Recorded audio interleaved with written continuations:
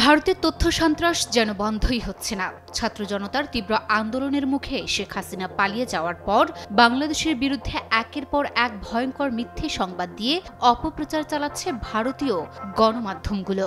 বাংলাদেশে হিন্দুদের উপর কল্পিত ক্র্যাকডাউনের গল্প থেকে শুরু করে ভারত বাংলাদেশের যুদ্ধ কিছুই বাদ যায়নি তাদের অপপ্রচার থেকে।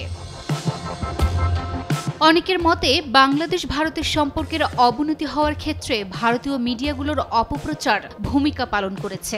এদিকে ভারত বাংলাদেশের সাথে সাপে নেউলে সম্পর্কের মাঝেই ডক্টর ইউনূসকে নতুন বছরের শুভেচ্ছা জানিয়েছেন ভারতের প্রধানমন্ত্রী নরেন্দ্র মোদী। এই শুভেচ্ছা জানিয়ে কিসের ইঙ্গিত দিল ভারত সরকার?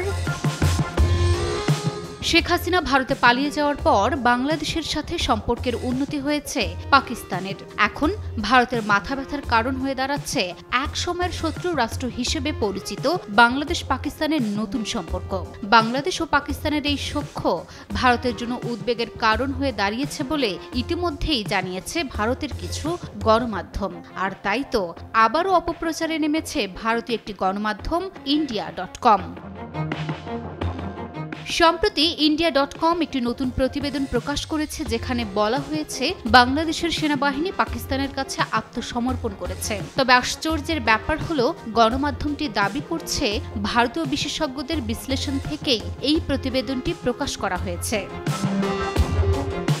প্রতিবেদনটিতে বলা হয়েছে ৫ই আগস্ট বাংলাদেশের পট পরিবর্তনের পর বাংলাদেশ পাকিস্তানের মধ্যে সম্পর্ক উন্নত করতে ইউনূস সরকার পাকিস্তানের সাথে বাণিজ্যিক সম্পর্ক উন্নত করবে, পাশাপাশি সামরিক সহায়তায় দুদেশ একত্রে কাজ করবে বলেও নানা আলোচনা করছে।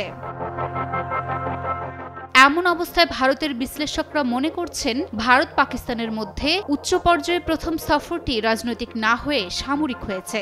আর এই বিষয়টিকেই ভারতের তথাকথিত বিশেষজ্ঞরা দাবি করছেন বাংলাদেশের সেনাবাহিনী পাকিস্তানের কাছে আত্মসমর্পণ করেছে। গণতান্ত্রিক দেশগুলোতে সেনাবাহিনীর আত্মসমর্পণ খুব স্বাভাবিক বিষয় নয়। তবে অবাক করা বিষয় হলো, যে বিশ্লেষকদের বরাত দিয়ে India.com প্রতিবেদনটি প্রকাশ করেছে তাদের কারো নামই প্রকাশ করেনি। তথ্য প্রমাণ ছাড়া কোনো সংবাদকে মনগড়া ভিত্তিহীন সংবাদ ছাড়া কিছুই বলার নেই। এদিকে যখন ভারত বাংলাদেশের সম্পর্কে টানাপোড়েন অবস্থা, তখন হঠাৎই অন্তর্বর্তী সরকারকে নতুন বছরের শুভেচ্ছা জানিয়েছে নরেন্দ্র মোদী। শুভেচ্ছা জানিয়ে ভারত কি ভালো কিছুর ইঙ্গিত দিচ্ছে, তা নিয়েই চলছে আলোচনা। তবে ভারতের প্রধানমন্ত্রীর শুভেচ্ছা অন্তর্বর্তী সরকার সাদরে গ্রহণ করেছে বলে প্রেস সচিব নিশ্চিত করেছেন। লুনা আফরোজ নিপা, নিউজ 24।